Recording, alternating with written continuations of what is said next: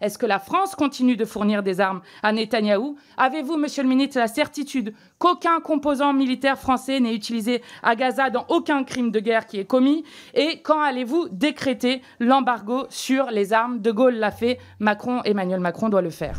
Monsieur le ministre, hier nous avons reçu à l'Assemblée nationale une délégation de l'association Palmette de soignants qui revenaient de Gaza. Leurs témoignages sont effroyables et je voudrais les faire résonner ici. Monsieur Shems Eddin Bouchakour, qui est docteur, qui parlait de la mort de nouveau-nés 4 ou 5 heures après leur naissance. Il dit « Je me suis posé la question personnellement, est-ce que mourir dans ce système-là, c'est pas une chance en soi? Parce qu'en réalité, ceux qui ne meurent pas et à qui on fait des pansements régulièrement finissent par mourir aussi et dans la souffrance. Et donc, on peut se poser la question, est-ce qu'ils n'ont pas eu de la chance que ça se termine? C'est ce que j'ai pu constater sur le terrain. » Iman Marifi, infirmière, parle d'un soignant palestinien, d'un médecin qui est rentré le samedi. Il pleurait parce qu'il avait sauvé la vie d'un bébé de 8 mois qui a eu les 2 bras arrachés. Il ne lui reste que la pince, mais qui n'a plus de famille. Il pleurait en disant « Est-ce que je lui ai vraiment sauvé la vie? Elle n'a plus de famille alors qu'elle a 8 mois. J'ai opéré parce qu'on était au bloc et qu'il fallait le faire.